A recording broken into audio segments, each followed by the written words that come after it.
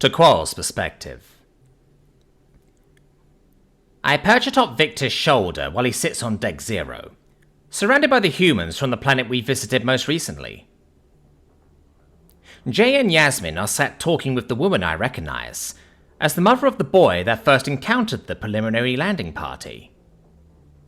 They must be making the most of the last opportunity they'll have to talk to any of these people about their culture and language.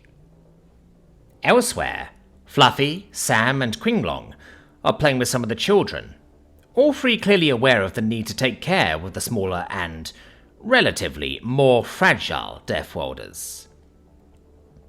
Bjorn, the gigantic Ursus sapiens, is sat on his haunches, smiling, as more children use him as a climbing frame, though he does occasionally wince, as one of the children hangs just a little too much weight off of one of his hanks of fur.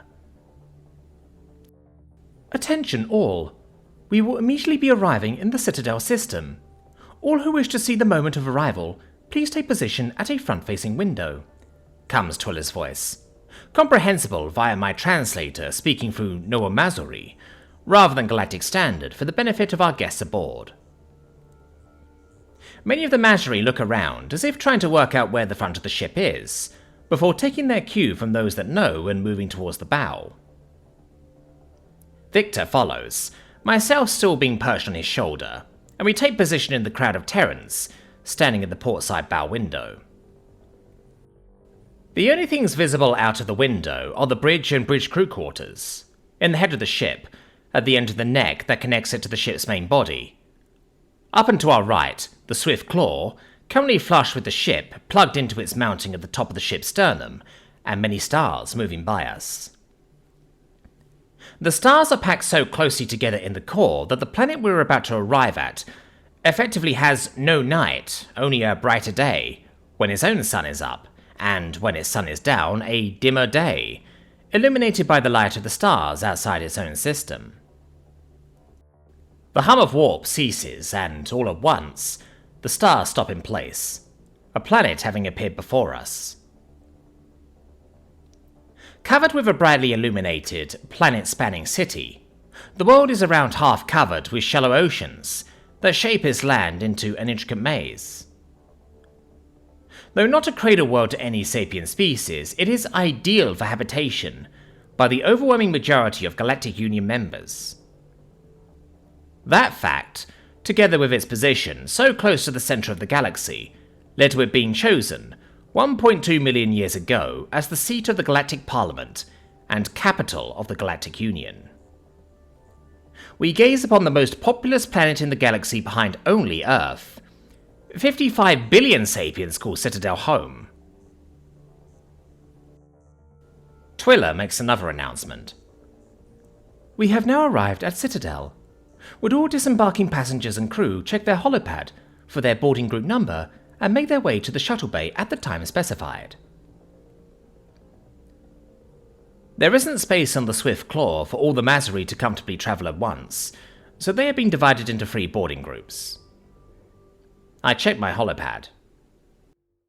Victor has placed me in the last group, along with himself, but nevertheless, we both make our way to the shuttle bay to oversee the embarkation of the first, supervised by Brunhilde, and joined by Emiko and Miss Hunter, and, half an hour later, the second, supervised by Toon and Zon.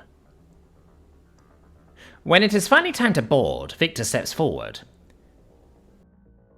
Everyone remember to be careful of the changing gravity as you board, he shouts to the group, his voice being both translated and amplified over the room's speakers.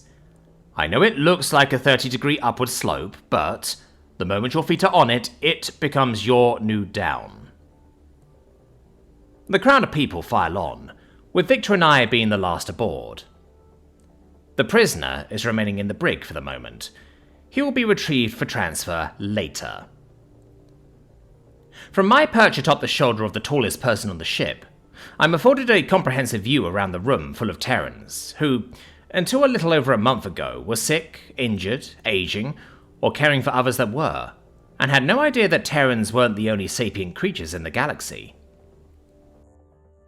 As the Swift Claw detaches from the bright plume, and brings its nose down, relative to the orientation of the larger craft, I find Victor to have stood us beside the long, grey-haired, clean-shaven community leader, who had a wrinkled face and thick beard when he first came aboard.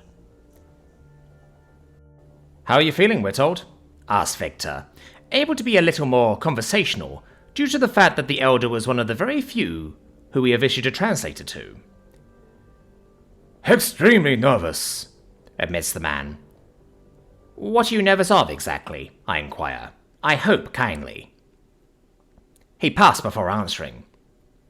"Meeting who I'm about to meet, representing my entire planet to a UTC, for whom we've been waiting to save us for 4 centuries, and a GU we just learned existed." I chitter and say, I can see how that might weigh on a person. Just remember, it's not your job to impress them. It's their job to impress you. Victor nods his agreement, and the grey-haired man says, "Thank you. That does make me feel a little better." We descend over a part of the ecumenopolitan planet that experienced sunset a few hours ago. The place we're aiming for is a hangar, on a coast, nearby to the Citadel ODR, as well as the Parliament building. We set down, and Victor, who was the last on, becomes the first off, as the doors open, and he strides down the ramp. The crew and passengers who went in the first 2 groups are milling about the large empty space. Emiko is stood, facing the craft, with Miss Hunter to her side. With them are 2 people I recognize despite having never met. One is a man only dressed in a pair of shorts, whose powerful body is covered in a layer of thick black fur, bar a saddle-shaped patch of silver fur on his back. Though currently standing on all fours, the hand-feet of his shorter hind limbs, in a plantigrade arrangement, the hands at the ends of his long, thick forelimbs, curled under in a knuckle walk, he still stands as the tallest member of the group of 4 Terrans. He has a protuberant, prognathic snout and nostrils that, unlike a human's, point forward instead of downward. His sclera and irises are both shades of dark brown, though clearly indistinguishable from each other. His brow is more prominent than Fran's, and his cranium takes the shape of a blunted cone. This gorilla sapiens man is Gamba Winston Zvatica, and serves as the bodyguard to the man beside him, the Galactic Union parliamentary representative for the United Terran Coalition. Earthborn, though I believe with a father from Puchiativu and a mother from Akali Sarkat Velo, the corpulent, medium-brown-skinned, dark-haired sapiens man, with irises so dark that they almost can't be distinguished from his pupils, stands around 180 centimeters tall beside Emiko on the landing pad, smiling warmly and dressed in a black suit with blue pockets and lapels, a blue shirt, a green tie, and green shoes. Locking his eyes with the grey-haired man walking with us, the representative bares his teeth, extends his hand, and enthusiastically says, "Bazawi Witold, it is my sincere pleasure to finally meet you. Zorab, Peacemaker, Mudalia, at your service." The Bzawi extends his hand, and the 2 men perform the Terran greeting designed to show that neither party bears a weapon.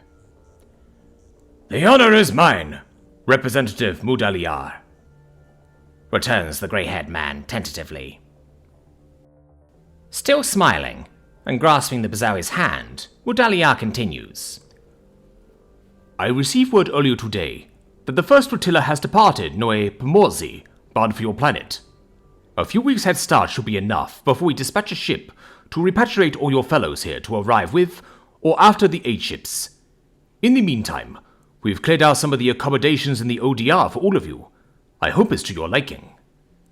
"That's excellent news, sir, and thank you. I'm sure we will be quite comfortable," returns the grey-haired man earnestly. Releasing the handshake, Mudaliar turns to Victor and I and says, "Captain DeQual, 27th daughter of High Spire Peak. It's a pleasure and a delight to make your acquaintance. I'm sure that we will have much to talk about while you're on planet.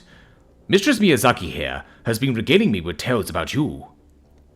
Reaching up to proffer me his hand. I reach down and grasp his index and middle fingers between my wing claws and answer. I am likewise delighted to meet you, Representative Mudaliar. I hope it was all good things you heard from Emiko. He laughs. All good things, I swear.